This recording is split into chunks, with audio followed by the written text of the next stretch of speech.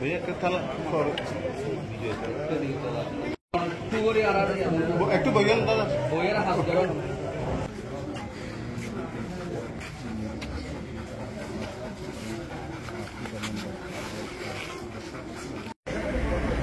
বইয়ের হাত ধরতে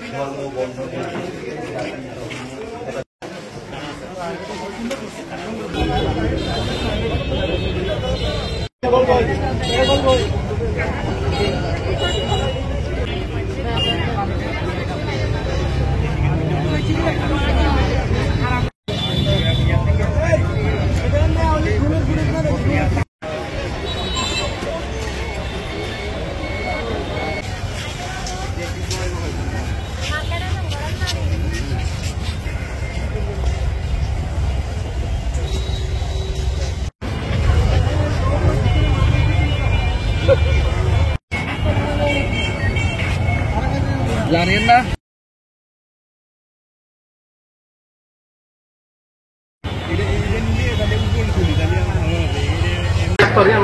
জি আমরা আজকে থেকে তো ষষ্ঠী শুরু হচ্ছে বেশ কয়েকদিন ধরেই আমাদের সনাতন ধর্মাবলম্বী যে ভাইয়েরা আছেন তাদের যে প্রধান উৎসব প্রধান পার্বণ সেটা হচ্ছে শারদীয় দুর্গোৎসব। তো সেটাই আজকে থেকে অফিসিয়ালি আনুষ্ঠানিকভাবে শুরু হলো, যদিও আসলে কিন্তু এর যে প্রস্তুতি কিন্তু আরও প্রায় এক সপ্তাহ বা 10 দিন আগে থেকেই শুরু হয়। আমাদের র্যাবের যে নিরাপত্তা কার্যক্রম সেটা যে আজকে থেকে শুরু হয়েছে ব্যাপারটা এমন না, আমরা আরও প্রায় 2 সপ্তাহ আগের থেকেই আমাদের এই নিরাপত্তা কার্যক্রম চালিয়ে যাচ্ছি। এখন আমরা পুরো দমে আমাদের যে শারীরিক উপস্থিতি বা ফিজিক্যাল অ্যাপিয়ারেন্স সেটাকে আমরা বেশি জানান দিচ্ছি, কিন্তু আমাদের যে গোয়েন্দা নজরদারি এবং আমাদের যে অন্যান্য নিরাপত্তা যে কার্যক্রম সেটা কিন্তু আমরা আরও প্রায় 1 সপ্তাহ আগে থেকে আমরা পুরো দমে চালাচ্ছি। আপনারা জানেন যে কক্সবাজারে এবং আমাদের র্যাব 15 যে আওতাধীন যে এলাকা কক্সবাজার এবং বান্দরবন, এটাতে সর্বমোট প্রায় 350-র মতো মণ্ডপ রয়েছে। শুধুমাত্র কক্সবাজারে প্রায় 317টা মন্দির রয়েছে।